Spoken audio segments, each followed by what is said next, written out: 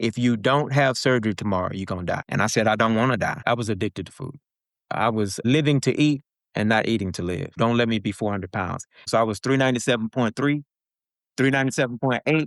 The bottom line is this: do you want to live? Do you want to live to see it? And you fill in the blank to what it is. Do you want to do you want to walk your daughter down the aisle? Do you want to see your son graduate? Do you want to get old with your wife? So you got to decide whether you want to live to see that. And so if you don't get yourself together, you're not going to be here, brother.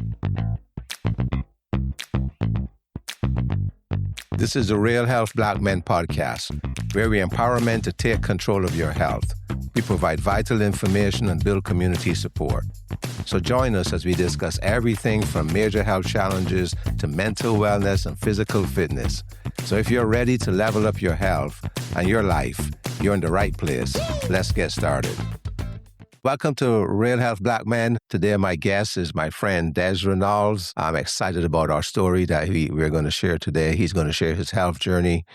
Dezra and I met a few years ago, and I'm really impressed by him. He describes himself as a foodie and a former big guy who is now taking care of his health. So we're going to hear that story, we're going to hear that journey, and we're going to be encouraged. So Dezra, welcome to Real Health Black Men. Thank you, Grantley. I really appreciate you inviting me, and I'm thankful that I went on the health journey so that I could come on, I could have something to talk about on Real Health Black Men.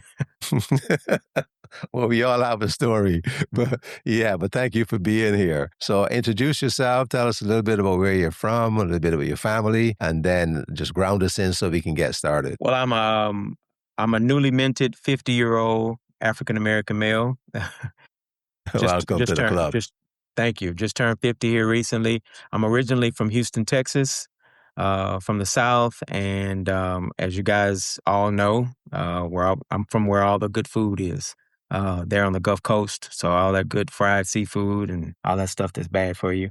So I'm a self-described foodie. And when I say I'm a foodie, I know there are levels to foodie. Being a foodie, some people are foodies in their local communities. I'm not that kind of foodie. I was the kind of foodie that would get on a plane just to go and eat. So I'm a different level of foodie. I take being a foodie very seriously. Well, thanks for that introduction. We're going to get into that some more. So let me ask you this question. What does health mean to you beyond just typical measures like blood pressure and losing weight? What does it mean when you say, I want to be healthy, which I assume is part of the reason why you went on this journey? What does it mean to you today? It means health, wellness, my vitality, being mobile, being able to see my younger cousins and my nieces and nephews, see them grow up, being able to grow older, with my sibling. Being able to see my mom grow older, and the rest of my family. So to me, it means health, vitality. It means being able to get up and go, not being winded, being able to walk from the car to the building and not have to stop and take a break. That's what this wellness journey has meant to me. Okay. So when you were younger, what was one of the common myths or things that you heard growing up in your community or your household that you had to unlearn as you got older, as you started this health journey? That you could just eat and eat and eat and eat and eat and eat with no repercussions. I didn't grow up in a household where, we were told, watch what you eat. And those kinds of things, or, don't eat so much fried food. I didn't grow up in a household like that. And that's no dig on my mom and my grandmother, but that we were in the South. So we ate good. Every meal was a banging meal. We never ate foolishness. We made every meal count. It was meat, protein, starch, carbs, everything, and a piece of cornbread. Every meal. Was your grandma a good cook? Now, she was an amazing cook. She's still with us, but she doesn't cook anymore, but she's an amazing cook. She had the type of Sunday dinner that the pastor would come and eat. Anybody that's in the African-American community and familiar with the church knows that anywhere that the preacher will eat is good food. Yeah. So when did you first become aware of this struggle with your weight and that it become truly apparent to you that you were becoming overweight? It was the summer going from the 6th grade to the 7th grade. So I've been a big boy since 7th grade. That school year, I noticed people at school started calling me chunky. That was the first word they used. You're a little chunky. And then going from 7th grade to 8th grade, my mom mentioned that I could no longer buy my school clothes in the regular boys section. that she had to buy me husky clothes. So I went from being chunky to husky. Mm. Then Okay. going from the 8th grade to the 9th grade, I was just fat at that point. Mm. Then it went from chunky to husky to fat, and so, people would make comments about my weight in high school. Of course, kids being kids, people would make comments about my weight. But by that time, going through middle school I was immune to those comments, and I was somewhat of a comedian, so I knew how to bounce those jokes off of me and turn that person into a joke. So yeah, so it was middle school going into high school, I realized I had a problem. So did And it that have any just, effect on you mentally or emotionally? People calling you those names and stuff? I'm sure it did, but I dealt with it with comedy.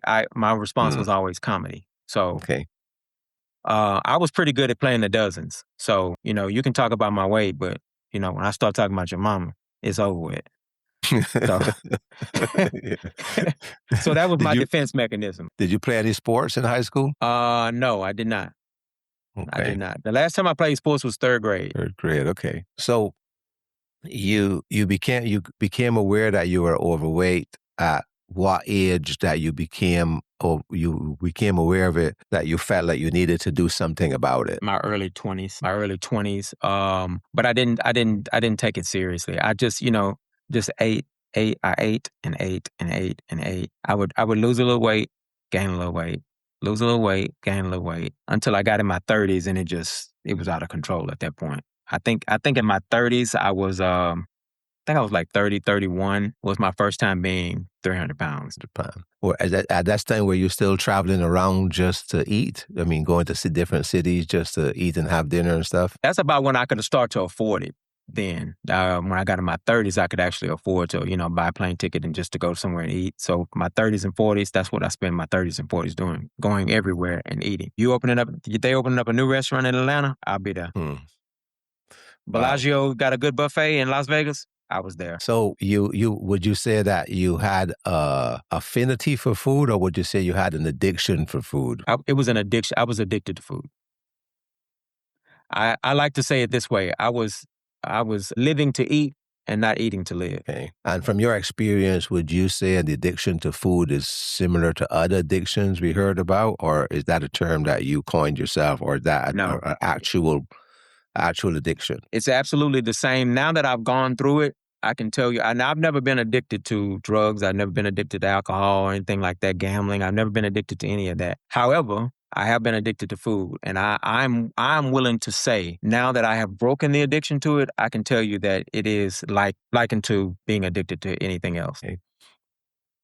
So were these like cravings or stuff that you couldn't? I mean, explain it to our listeners what it feels like to be addicted to It's a food. craving. It's you crave sugar. It could be similar to a person being addicted to caffeine. No shade to Starbucks, but somebody I gotta have my Starbucks. I gotta have my Starbucks. That's an addiction. You're addicted to that. Your body is craving that. When we were growing up, my mom would say it this way: you're eating just because you know it's in there. You're eating just because you know you got food in there. You're not hungry. You're just eating because you know it's in there. You're eating a bowl of cereal because you know we got cereal in there, And so that's what it was. I was eating ice cream just because it was ice cream in there, and I would just keep buying it and eating and eating and eating and eating. And part of that addiction again was sugar. I was addicted to sugar, caffeinated drinks, carbonated drinks, Dr. Pepper. To me, previously, there was nothing in this world better than an ice cold Dr. Pepper. Wow. So at some point you said you became aware and you chose to go the bariatric route. But before you got to that point, were there any other things that you tried? There are many people out there, pushing that you can try this and try that and try this. What other things did you try before you get to this point? And I'm not knocking anybody else's journey, but I tried the Atkins diet. I tried Jenny Craig. I tried Weight Watchers. I tried what are those things where you don't eat for 12 hours? Like fasting. Yeah. Intermittent fasting. That's what it is. I tried that. I tried starving myself. I tried drinking water. I even tried the biblical diets, that they said, the Daniel fast and all of those things, and some of that stuff works for a little while, but it's not sustainable. So some people say just go to the gym and exercise and and you would be okay. Did you try going to the gym? I did. Yeah, and you can try that, but then here's the trick with the gym. It's all good and well to say go join the gym, but you got to have this right, because you can go to the gym every day. You can go to the gym every day and stay. You can live there if your mind ain't right and you eating up. As my mom would say, if you eating up hell and drinking the Jordan dry after you leave the gym, what's the point? You're not gonna Okay. lose anything. So if you don't change other things in Yes. your life and in your habits, then going to the gym is just a temporary relief. Yeah. And that's one of the things that I've learned on this journey is I had to get this right. That's why through the bariatric process, in order for me to even qualify for bariatric surgery, I had to go through a series of psychology appointments. That's where I learned a lot about food, and I had to meet regularly with a dietitian who taught me about food, taught me about what I was eating, taught me to look at ingredients, and taught me the difference between sugar, natural sugar, and added sugar. Taught me to look at the protein content in a meal. Um, Taught me, how addictive sugar was, and that you're gonna have to give it up. And so that's how I know now, what works. And it's interesting because now when I go to the grocery store, I notice that I spend a lot longer in the grocery store because I'm standing in the aisle I'm reading labels now, and if it has ingredients on there that I don't know what it is, I don't buy it. So before you were just going to the grocery store, picking it up, and if you wanted it, looked good, you just took it. But now you actually pay attention to what it Oh says. yeah.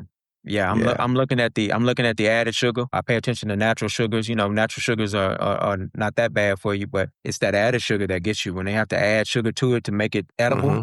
I don't want it. So you said you had to go through this qualifying process. You just didn't say, well, I want to have this surgery, and you went and found a surgeon and scheduled a date. There was actually a qualification process that you had Oh, to go yeah. through. Yeah, and part of it is the insurance requires it. When you want the insurance to pay for it. Now, I've had friends that pay cash money and they went and had theirs. Now, so you pay cash, you don't have to go through this process. You just Mm. find your surgeon and you get on the table.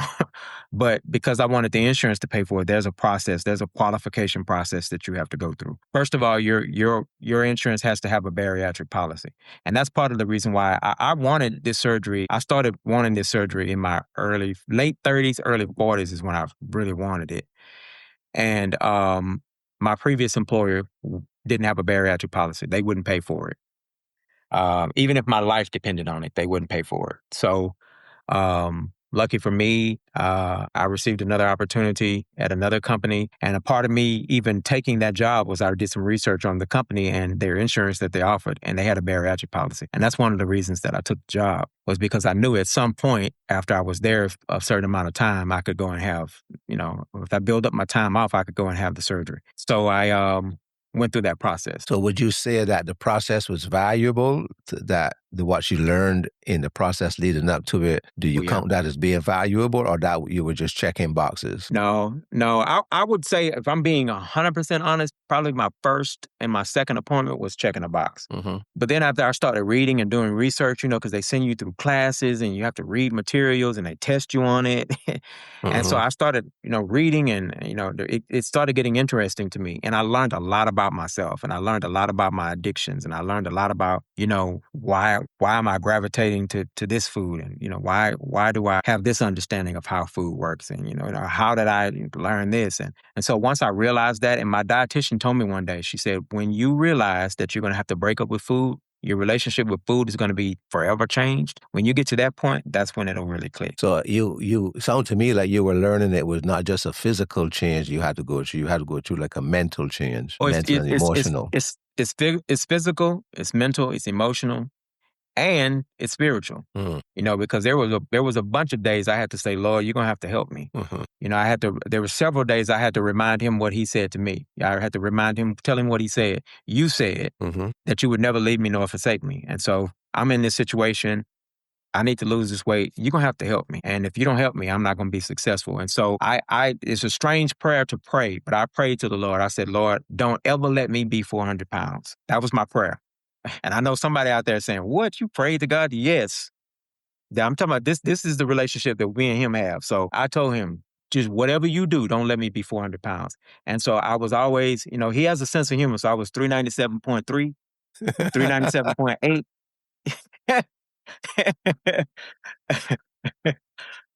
But thank God I never was 400 pounds. Never hit the number, right? You kept his promise. The effectual fervent prayers of a righteous man avails much. And Yeah. so I was never 400 pounds.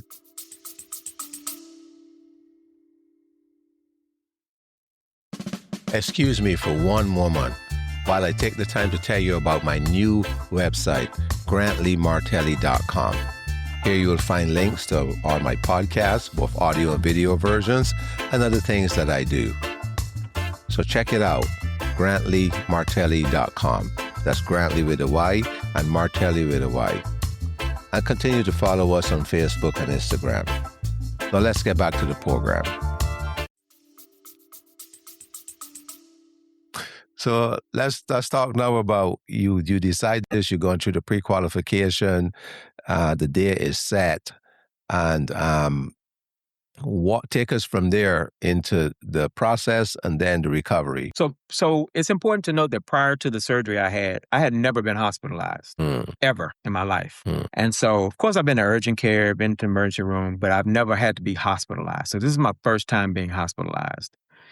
And so that was an interesting journey. So, and that's going to be important in a moment. So get there a day of the surgery, and what my mom flew in to be there for my surgery, of course, because she said she didn't want me to have surgery without her being there. So my mom flew in that day. I sat my mom down. We went and had dinner downtown Seattle. And at dinner, I told her, I said, hey, Mom, we need to have a talk. And so she's like, okay, yeah, what's up? I said, okay, so if something goes wrong tomorrow, here's what I need for you to do. And of course, she didn't want to talk about that. Oh, we don't need to talk about that. I was like, no. We do need to talk about it. If something goes wrong tomorrow, here's what I need for you to do. Here's who I need for you to ask to be on program. I've already talked to them. They know what they're supposed to do. I don't want to know who's going to be on your funeral program. Who knows who's going to be on their funeral program? Like, what are you talking about? I'm like, I know who I want to be on my funeral because I don't want you to pick the wrong people. And they get up there talking foolishness. She's like, well, you ain't gonna know it. You ain't gonna be there. So I am gonna be there, and I will know if my wishes were not, honored. Anyway, so we had that discussion, and then that night when I laid down, the night prior to my surgery, all these thoughts wandered through my head, and I had just decided that night. I said, you know what? I'm not gonna do it. I went through. It's been a whole year, right? I'm going through this process, and I just decided night before my surgery, hours before I was due at the hospital, I just decided. I'm not gonna do it. And mind you, I got all these thoughts. What if what if, and that's what's in my head. What if, I'm hearing all these voices. What if, it's my voice, but I'm just like, it's my voice like echoing. There's what if you, in my head, right? And I'm saying, I'm just not gonna do it. Forget it. I'm just not gonna do it. I'm like, my mom gonna be upset, but I'm not gonna do it. And right when I said that, all the voices in my head stopped and I heard his voice. And his voice said to me, if you don't have surgery tomorrow, just as plain as I'm saying it to you is how it was said to me. If you don't have surgery tomorrow, you're going to die. And I stopped and I said, so you saying you're going to kill me? Like, no. If you don't do this, there's something down the road. I can't tell you what it is, but there's something coming that if you don't get yourself together, I ain't going to be, you're going to go. And I said, I don't want to die. He said, well, you better get on that table. Wow. And so I decided I'm going to do it. And I went to the hospital that next morning and had the surgery. And then following my surgery, I had complications. Mm-hmm. And for the first time in my life, I was hospitalized. I think I talked to you during that time. And I'm thankful for you that, you prayed for me and helped me to get through that. But I ended up being hospitalized because I was vitamin deficient. Out of my own ignorance, it was my fault. I was vitamin deficient, wound up in the hospital. And so, again, that was my first time being hospitalized. And I ended up being hospitalized several times after that for that vitamin deficiency until I could get myself back together, until I could get, my health back. Because when you have the bariatric surgery, because of the surgery that you have, you lose so many nutrients. You lose so much. And so you have to take vitamins. You have to take, these vitamins, you have to take these supplements in order to sustain yourself. And you have to start taking them before the surgery or after the surgery? No, you have to take them. You start taking them like a week after the surgery. But I misunderstood the instructions from the doctor. So, when you're leaving the hospital, they give you pain medicine and they give you certain type of medicines. You have to take this for like a week. And then you stop taking that and then you start taking the vitamins. Well, I misunderstood that because, I'm hours after the surgery and they, barking all these instructions at you. And I'm just like, okay, yeah. All right, I got it. Okay, yeah. When can I go home? And so I missed the instruction. And so I didn't start taking my vitamins until 3 weeks after my surgery, which was to my detriment. because by that time I'm already vitamin deficient, and my body is in essence, my body is shutting down. Body's healing from the surgery, but you're not feeding the vitamins, so it's not Yeah. getting enough.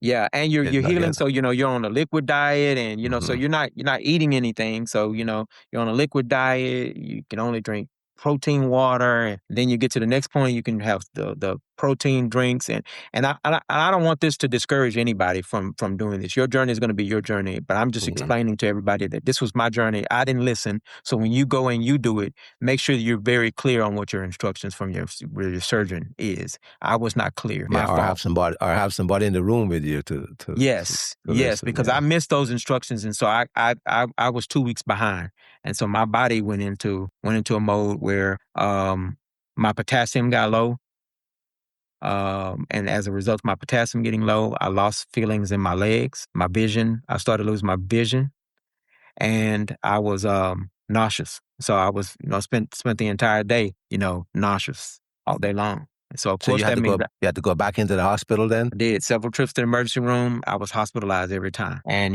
they'll charge you back up, put the IV in you, and get you back. But that last time I went in the hospital, I think I was there for 7 days, because that was when my vision started going, and so me and the Lord had to have another conversation. I was like, okay, now, hey, hey, big guy, I can't have you taking my vision from me now. I need you to get my vision back. And the Lord has always been so. I don't know why He loves me as much as He does, but He does. And I prayed that prayer at 7 a.m. laying in the hospital bed, and my doctor told me that she said we're gonna put the nutrients back in you, and she said your vision may come back in about a week, and she said, but the dangerous part is it may not. You may have lost it permanently.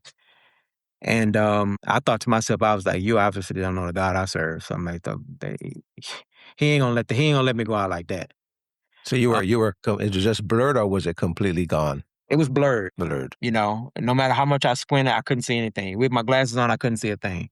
With glasses on, my vision was blurred. Take the glasses off, it was just as blurred. So the glasses Just didn't shot. do it. You can just see shadows. Yeah. Yeah, just see shadow. Okay, yeah. So I prayed that prayer laying on my bed, laying on my back in the hospital bed at 7. By noon, I was laying in the bed texting, had it back, Wow. came back to me. Wow, man, that's good testimony. So overall, how long did your journey take? How long did your recovery take? 4 months before I 4 was months. back to myself. When I could start reintroducing myself to food, Mm. it got easy then, because now I can eat, protein. I can eat chicken. I can eat, a little steak. You start figuring out what you can eat again. You can start figuring out what foods what can I eat? What do I like? What do I no longer like? That's been an interesting thing. It's like before surgery, I could eat Wingstop. Now it makes me sick to my stomach to even smell it. Sorry, Wingstop, if y'all are listening.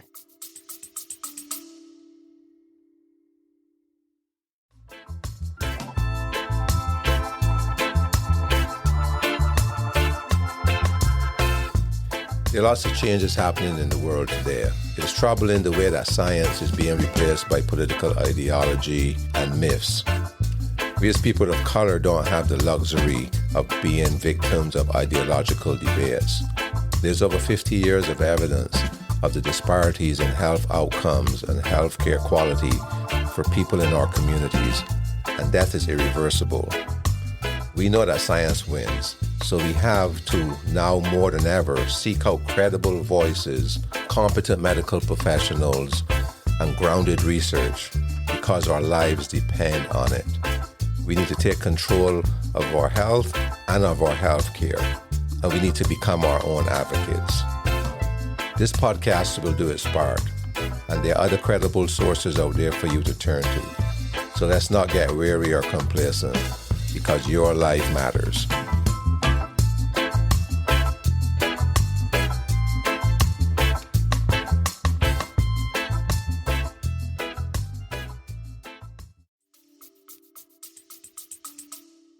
So you guys realize some stuff changed, some things Oh yeah. change Yeah. in the foods that you like and the foods yeah. that you prefer. Yeah, metabolically, I'm completely different. I mean, I've been to the doctor several times since my surgery. That's one of the things about the surgery. After surgery, you have to go to the doctor several times. And thank God my charts are amazing. Before I had the surgery, I was pre-diabetic, and now my glucose is stellar, and So I'm no longer pre-diabetic. no longer pre-diabetic. That is great. That's another victory right there, because that has its own set of challenges that comes along with being diabetic. So tell us a few of the changes that you've made since the surgery and since your recovery. Protein, protein, protein. I focus on the protein. Okay. Protein, protein, protein. So now every morning for breakfast, I have a protein shake. I start my morning with 30 grams of protein. I try to get at least 80 grams of protein a day. Minimum of 64 ounces of water a day. I'm exercising now. I have a gym membership. And so now I'm mixing the gym with diet. So, now it's work. I got this together, and so now the gym makes sense. Yeah. So yeah, you got the mental part of it together. So tell us what that looks like to you today. I'm not fooled by food anymore. You can't fool me with the food anymore. Like I said, I'm reading ingredients. I'm looking to see what's in food. I can't buy naturally now because of the size of my stomach. Now I can only eat 4 ounces. I have a little 4-ounce pouch. Okay. Yeah, so my stomach is much smaller than the average humans, and that's by design. It's by design of the surgery. That's what helps you to rapidly lose the weight, because you can't eat a lot. So I'm consistently operating in a calorie deficit. So you were 397 when you went in. What's your weight right now? I'm 115 down, so I'm right at about 281. Yeah, congratulations. That's a big change. Big change. And that's in less than a year, right? Is that correct? Yeah. September will make a year, so I'm right at about 10 months. Congratulations. And I haven't been 283 pounds since I was in my late 20s. But that's a good change. Do you feel good? I mean, do you feel like it was worth it? I feel amazing. I feel literally and figuratively like a weight has been lifted. So I imagine that 100 pounds, that's like me walking around with 5 20-pound bags of sugar every day. Yeah. You lost like a person. I did. Congratulations. Yeah. So I look better. I feel better. Smaller clothes. I went from I was a 5X, 6X shirt. Now I'm in a 2X. Yeah, that's a big change. My waist, I was a 62. Some pants, I was a 64, 62, 64 in the pants, in the waist. And now I'm a 48. My goal is to get to a 38, 40. That's a good size for me. So I'm almost there. How tall are you? Just to put it in context for people. 5'7". 5'7". Okay. Yeah. So prior to this surgery, I was a little teapot, short and stout. In the Black community, we hear many people say that sometimes they go to the doctor. The few times they go to the doctor, they feel unseen or unheard or dismissed, like if they're not taken seriously. Have you ever had that experience? Thankfully, no. When I was in Houston, I purposefully sought out a African American doctor. And I had the same doctor for like the last 10 years when I was in Houston. Dr. Torsha Vincent was my doctor. And she always made me feel seen, always made me feel heard, was consistently on me about my weight. She did, to her credit, she did have me paying attention to my numbers, so I would watch my numbers, even if it was no more than to get it right before I went to go see her, for my annual. That's another thing, go get your annual physical. Go get checked out. So I always felt seen. I always felt hurt, but I was intentional about who my care provider was. And so I would tell you, if you can, you need to be very intentional about who your care provider is. I would say, if you can, audition doctors. I would audition them. I went through a few before I got to Dr. Vincent. I fired quite a few before I got to her. Yeah, audition your doctor. That is a good thing. Because some people feel as though they can't question their doctors, or you absolutely some people can. Like they don't want to change because the doctor's feeling is going to be hurt. But you're saying your relationship with your doctor is as important as your health. It absolutely is. It could be detrimental to your health. You absolutely can audition them. You absolutely can question them, because at the end of the day, they're practicing medicine. And it's your health. And it's your health. That's right. You're the one suffering from, if there's going to be anything happening, you're the one. You absolutely can question them wanting to put you on medication and why? What does that do? What will that do? What's in it? Yeah, those are good questions to ask. And I encourage people that when you go to your doctor, have a list of questions written down. Don't think you're going to remember them all, because sometimes when you walk into the room, you forget, but have them written down so you can ask and get your questions answered. Now, and that's a good use of Chat GPT and Claude and all that. That's a good use of that to help you formulate some questions to ask your doctor. That's a good use of AI. So that you can go in there armed with information to questions that you can ask. Why do you think there's hesitancy among our brothers in our communities to want to go to the doctor? Oh, we hard-headed, man. We hard-headed. No pun intended, but we don't believe fat meat is greasy. That's the bottom line. And I can tell us that, brothers, because I'm one of us. Hard-headed. We don't want to listen until it's too late. And how do we help our brothers overcome that resistance and overcome I'm that gonna tell you, stubbornness? the bottom line is this: do you want to live? Do you want to live to see it? And you fill in the blank to what it is. Do you want to do you want to walk your daughter down the aisle? Do you want to see your son graduate? Do you want to get old with your wife? So you got to decide whether you want to live to see that. And so if you don't get yourself together, you're not gonna be here, brother. That's as plain as it is. I mean, I'm always gonna tell you like a TI is. Yeah. And I'm talking from experience, and that Right. these are the things I had to say. I've been working all of these years, and I've been you work toward retirement, but it's like you do all that and you don't even live to see it. Don't even live to see it. Yeah, leave it to somebody else. So having a good health support system around us is proven to be good for us, not only physically, but mentally and emotionally and psychologically, strengthen us. Who do you have in your health support system that helps you stay strong, feel energized, and be encouraged? Because you've been through a long journey and a tough journey. And like you said, you even had complications in that journey, but now you're on the other side and you feel great. You've lost 115 pounds. So tell us a little bit about your support system that you have around you. First and foremost, my relationship with God. That's first and foremost. That's the joy and the strength of my life right there. I can tell you that much. And I would not have been able to do it without His grace and His mercy. So I give all the honor to Him. Second, would be I'm thankful to still have my mom. Always right here about getting myself together, going to the doctor, eating right. Did you exercise today? What you ate? Did you drink some water? So she's always been there. And my sister has always been there. She's just like her mama right here. Just whispering in your ear. Yeah. Hey, have you done this? Hey, what you doing? We look, and I'm thankful for my grandmother. Every time I go and see my grandmother, she's like, ooh, you look like you're gaining weight, and it's funny at the time, but it's a little subtle reminder that, every time she see me, she say that I need to get myself together. Yeah. She was telling you in a subtle way. Yeah. In a subtle way, and then to go and see her now and for her to say, you're just drifting away. Yeah. They notice it when you're going up and they notice it when you're coming down, right? Yeah. Because So it went from you just get every time I see you, you're getting bigger and bigger. And then now she's saying, ooh, you're just dwindling away. Yeah. I'll take it. That's good. You take it. Yeah, it's a compliment. So what are some other things you may want to share with our listeners that you've learned in this health journey? And in life, that as you now at this phase of life, said you just turned 50, you just been through a major health challenge, you made some adjustments to your life. So what are some other things you may want to share with our listeners that you think are important? One of the things I've learned through this journey is I've learned to love myself again. I've always been pretty high on myself.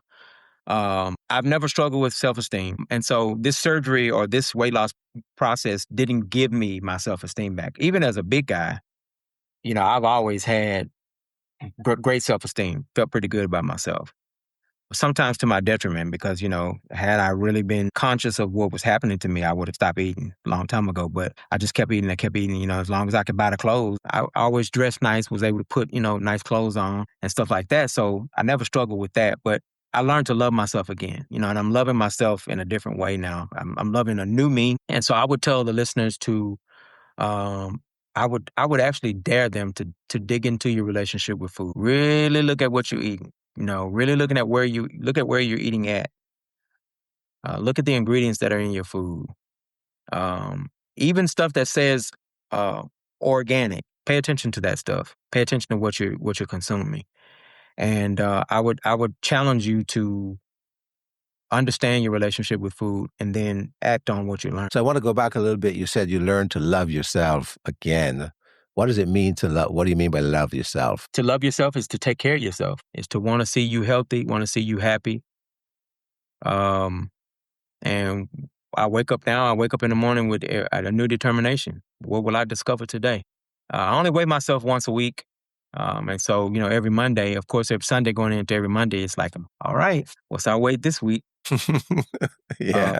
And so I've been humbled the last few weeks because I've kind of gotten to like a plateau, and you usually get to a plateau about month 8 or 9 after surgery. And so I'm at my plateau. So I was at 114 pounds lost for quite some time. And then this past Monday, it went down another pound. So I lost a pound. And so now I'm exercising and increasing my protein to jumpstart my weight loss again. So in wrapping up, if there's a guy out there listening to this right now who is in a similar situation, he's overweight, he's not feeling good about himself, and he's just like, I've tried everything, I've done everything they said to do, I've spent all this money on that stuff, diet, exercise, going to the gym, and their self-esteem is just broken and they feel hopeless. What words of hope would you offer to him and encouragement? If you're still breathing, there's hope.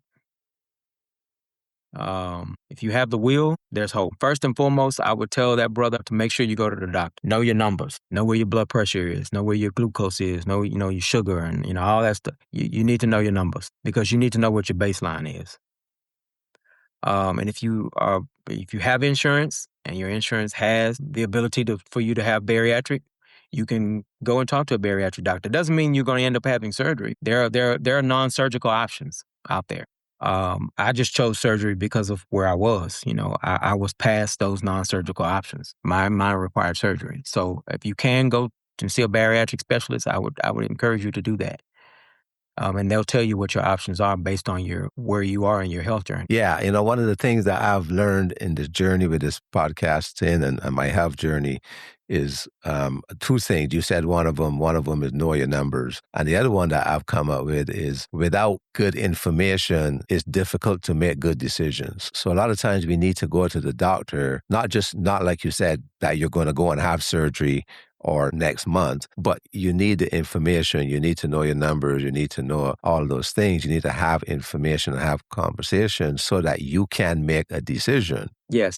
And the fear that we have of going to the doctor many times prevents us from having the knowledge to make a decision. Yes. So then we wait till we have a crisis. Yeah. And I jokingly say we wait till we bending over in pain to then want to make a decision. But by that time, the decision is now made for us because it's a crisis.